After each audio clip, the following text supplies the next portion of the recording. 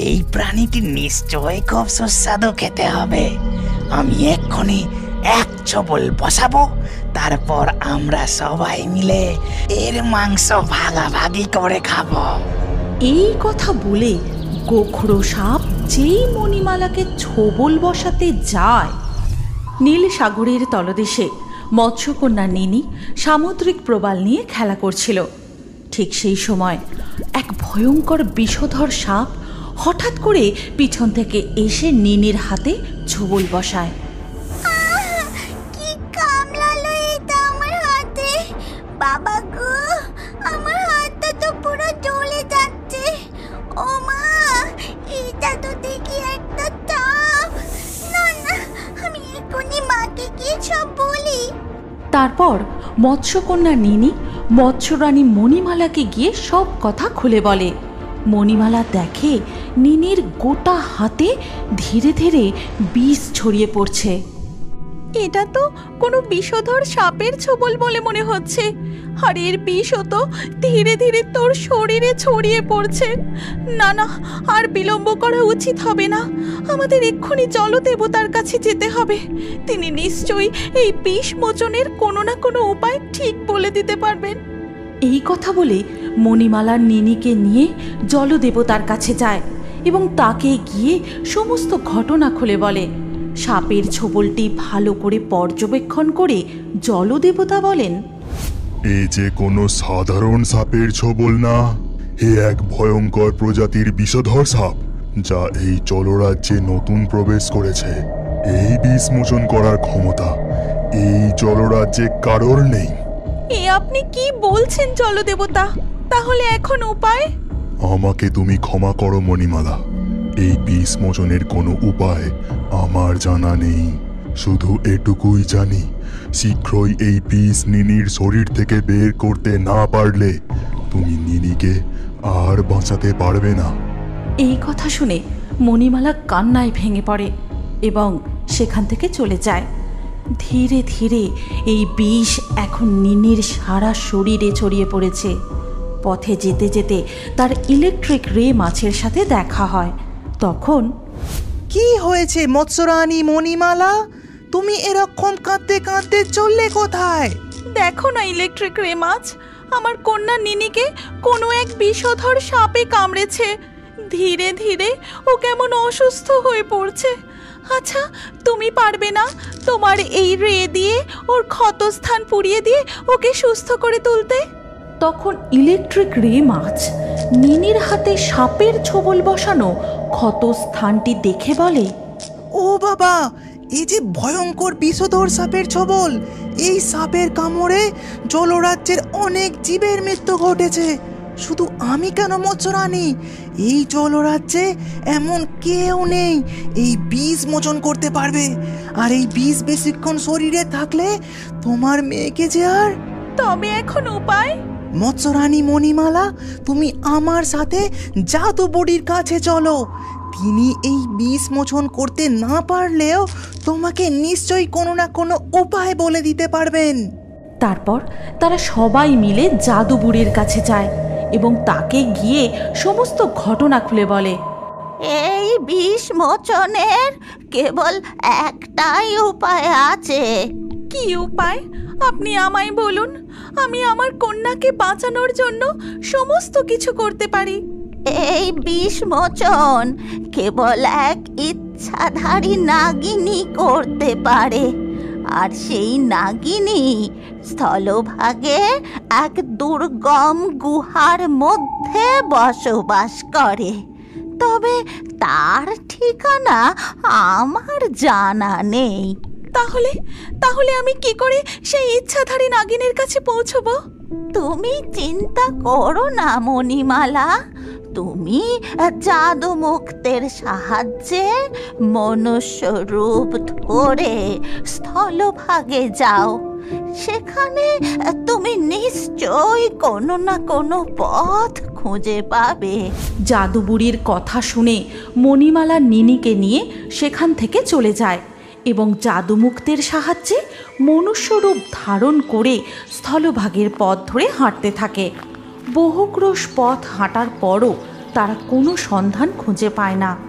অবশেষে ক্লান্ত হয়ে তারা একটি গাছের নিচে বসে পড়ে। মা গো, আমি আর পারছি না, আমার যে খুব কষ্ট হচ্ছে মা, আমি আর পারছি না। এই কথা বলেই নিনি জ্ঞান হারায়। মা নিনি, মা নিনি, কি হলো তোর মা? চোখ খোল। ওগো, কে কোথায় আছো? আমায় একটু সাহায্য করো, না হলে যে আমি আমার মেয়েকে আর বাঁচাতে পারবো না। তখন সেই পথ ধরে উড়ে যাচ্ছিল টুনি পাখি। মণিমালার কান্না শুনে সে তাদের কাছে এসে বলে, আরে মৎস্যরানী মণিমালা যে, কি হয়েছে তোমার? তুমি এখানে বসে এভাবে কাঁদছো কেন? আর নিনি, কি হয়েছে ওর? নিনির গোটা শরীর ওমন নীল হয়ে গেছে কেন? তখন মণিমালার মুখে সমস্ত কথা শুনে টুনি পাখি বলে, তুমি শিগগিরই আমার সাথে প্রকৃতি দেবীর কাছে চলো, তিনি নিশ্চয়ই তোমাকে ওই ইচ্ছাধারী নাগিনীর খোঁজ দিতে পারবেন। তারপর মণিমালা নিনিকে কোলে তুলে নিয়ে টুনি পাখির সাথে প্রকৃতি দেবীর কাছে যায়। আর সব কিছু শুনে প্রকৃতি দেবী বলেন, কিন্তু মণিমালা, ওই ইচ্ছাধারী নাগিন যে এক দুর্গম গুহার মধ্যে বসবাস করে, আর ওই গুহার কাছে পৌঁছানো যে অত সহজ নয়।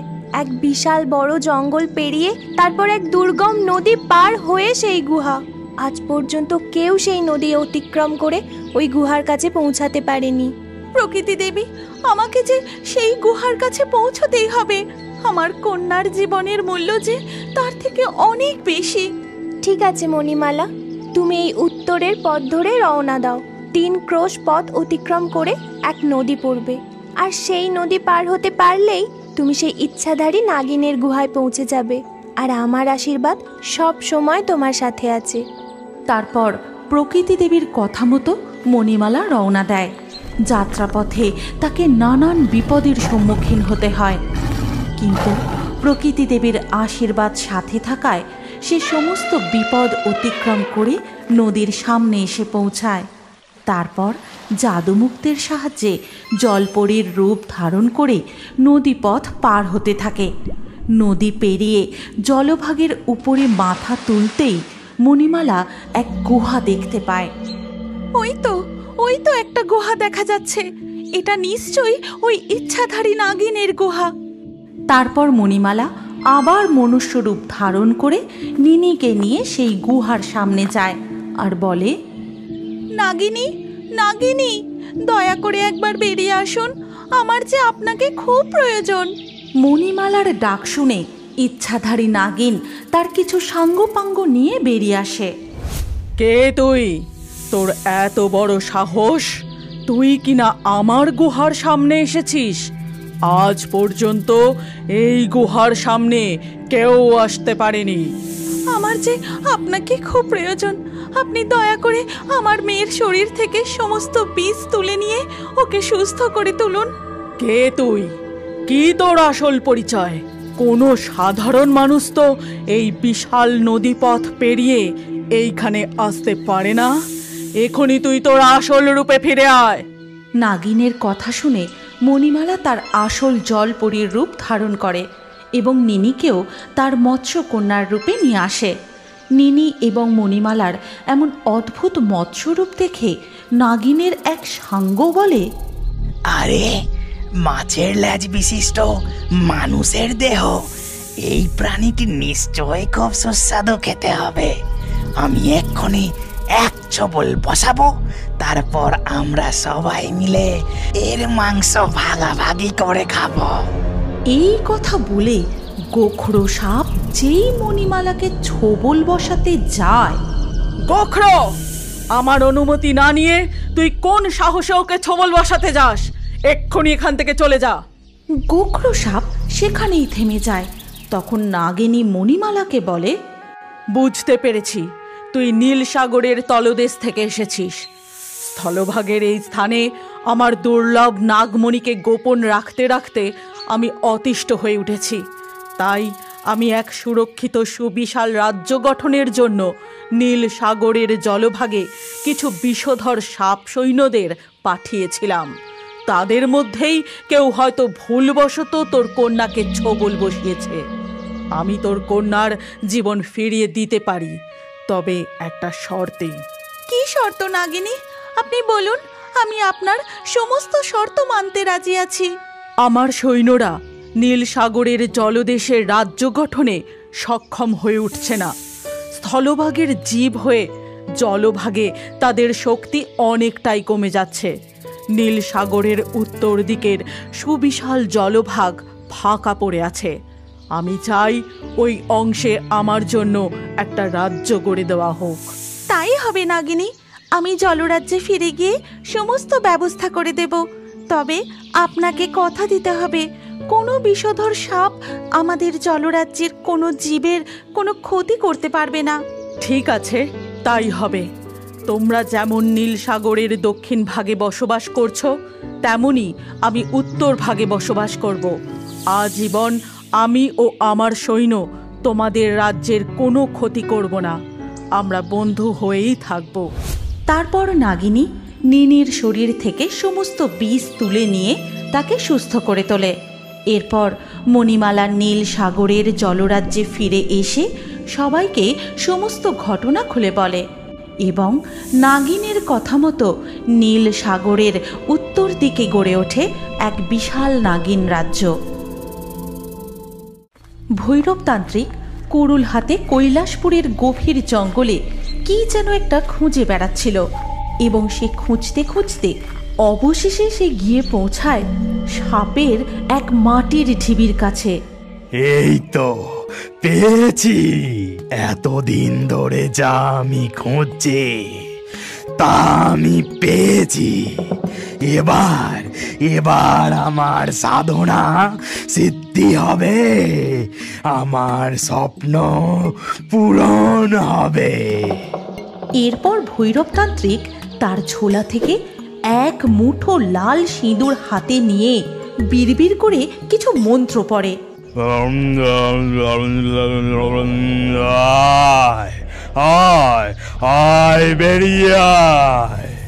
আর এই কথা বলেই সে ওই এক মুঠো সিঁদুর সাপের ঢিবির উপর ছড়িয়ে দেয়। এবার তোকে বেরোতে হবে। আর তখনই সেই ঢিবির ভেতর থেকে ছটফট করতে করতে বেরিয়ে আসে কালী গোখরো সাপ।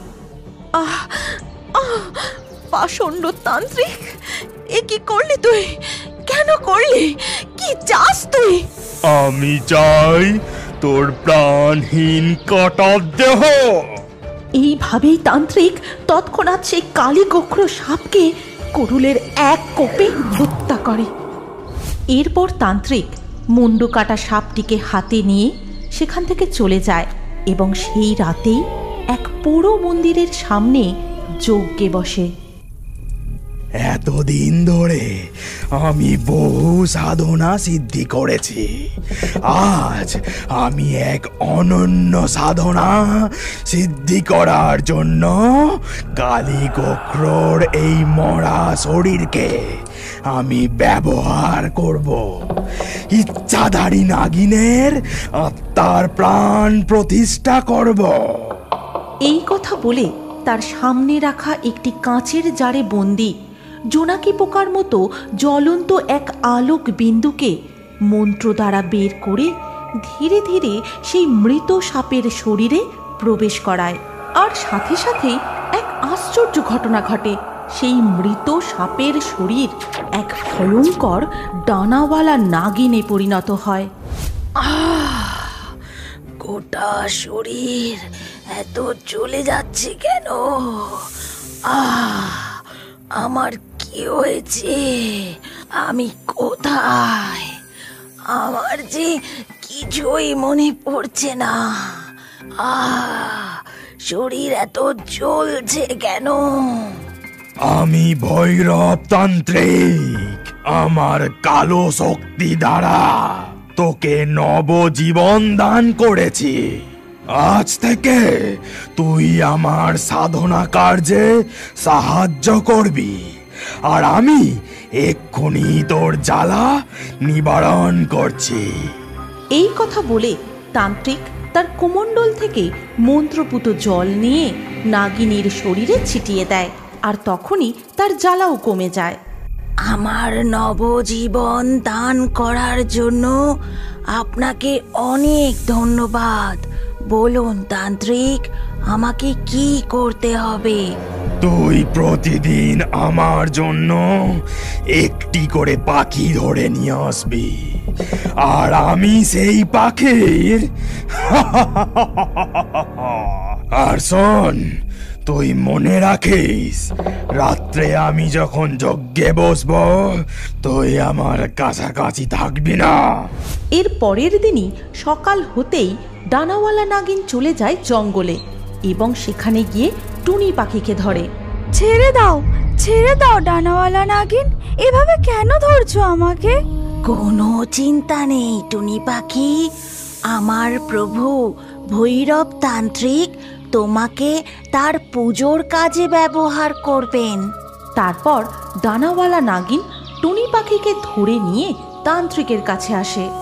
এই নিন প্রভু ভৈরব তান্ত্রিক, আজ টুনি পাখিকে এনেছি। বেশ, কাল আবারও কোনো পাখিকে ধরে নিয়ে আসবি। এবার যা এখান থেকে। রাতে টুনি পাখিকে সামনে রেখে আমি যজ্ঞে বসবো। ঠিক আছে প্রভু, আপনার যা আদেশ। এই কথা শুনে নাগিন টুনি পাখিকে ভৈরবের হাতে তুলে দিয়ে সেখান থেকে উড়ে চলে যায়। এরপর রাত গভীর হতেই তান্ত্রিক টুনি পাখিকে নিয়ে যজ্ঞে বসে।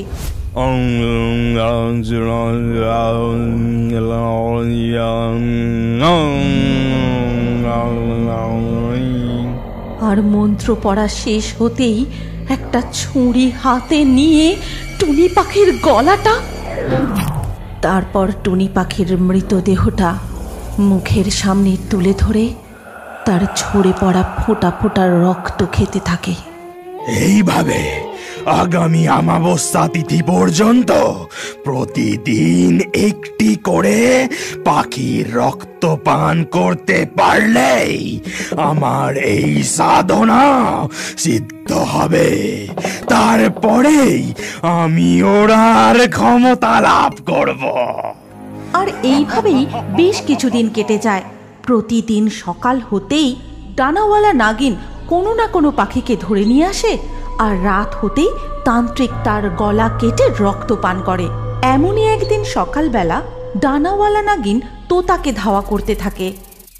দাঁড়াও তোতা, পালিও না, আমি তোমার কোনো ক্ষতি করব না, শুধুমাত্র তোমাকে ধরে তান্ত্রিকের কাছে নিয়ে যাব।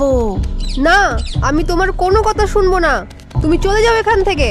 আমাকে বিশ্বাস করো তোতা, তোমার কোনো ক্ষতি হবে না। বিশ্বাস? আর তোমাকে? তুমি প্রতিদিন এক এক করে আমার পাখি বন্ধুদের ধরে নিয়ে যাচ্ছ, তারপর আর তারা ফেরে না। তুমি চলে যাও এখান থেকে। এই কথা বলে তোতা উড়ে পালাতে থাকে, কিন্তু অবশেষে ডানাওয়ালা নাগিন তাকে ধরে ফেলে। তারপর ভৈরব তান্ত্রিকের কাছে এসে, আজ তোর আসতে এত দেরি কেন? দে, তাড়াতাড়ি দে আমার হাতে পাখিটাকে, আর তুই এক্ষুনি দূর হয়ে যা। কিন্তু সেদিন ডানাওয়ালা নাগিন সেখান থেকে চলে না গিয়ে এক গাছের আড়ালে লুকিয়ে পড়ে। তারপর দেখতে থাকে সেই তান্ত্রিকের সমস্ত রকম কার্যকলাপ। অমাবস্যার রাত আসতে মাত্র আর কয়েকটা দিন বাকি আছে। এখন আর কয়েকটা পাখির রক্ত পান করতে পারলেই আমার সাধনা সফল হবে, আর তখনই আমি উড়তে পারবো। উড়বে? বদমাস তান্ত্রিক, পুজোর নামে আমাকে দিয়ে নিরীহ পাখিদের ধরিয়ে তাদের রক্ত পান করে সাধনা সিদ্ধি করা হচ্ছে। ওই বোকা ডানাওয়ালা নাগিন তো আর জানে না, এক সময় আমি তাকেও হত্যা করে তার রক্ত পান করে যখন ইচ্ছা তখনই যে কারোর রূপ ধারণ করার সাধনায় সিদ্ধি লাভ করেছিলাম। ভৈরব তান্ত্রিক, তুই এত নীচ, তোর এই পাপ কর্মের শাস্তি আমি তোকে দেব। এই কথা বলে ডানাওয়ালা নাগিন পিছন দিক থেকে ধীরে ধীরে এসে তান্ত্রিকের কাঁধে ছোবল বসিয়ে দেয়। আর নাগিনের বিষের জ্বালায় সেই তান্ত্রিক ছটফট করতে করতে অবশেষে মারা যায়। আর তান্ত্রিক মারা যেতেই ডানাওয়ালা নাগিনেরও রূপ পরিবর্তন হয়ে যায়। সে আবারও কালী গোখরো সাপের রূপ ফিরে পায়। তখন তার দেহ থেকে ডানাওয়ালা নাগিনের আত্মা বেরিয়ে আসে এবং সেই আত্মারও মুক্তি ঘটে।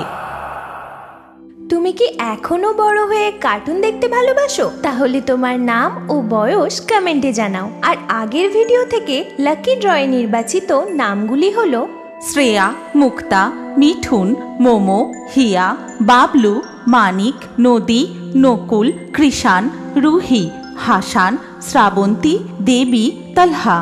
যে সকল দর্শক আমাদের চ্যানেল সাবস্ক্রাইব করে তারপরে কমেন্টে নাম লিখেছেন, আমাদের পরবর্তী ভিডিওতে তাদেরই নাম বাছাই করা হবে। তাই রিও বার্ডস ইউটিউব চ্যানেল অবশ্যই সাবস্ক্রাইব করবেন এবং স্ক্রিনের উপরে আসা আমাদের পরবর্তী গল্পটিও দেখুন, তাতেও আপনার নাম থাকতে পারে। না থাকলে আবারও আপনার নাম পরবর্তী ভিডিওতে লিখে দিন। কি ভাবছেন? তাড়াতাড়ি ক্লিক করে দেখুন।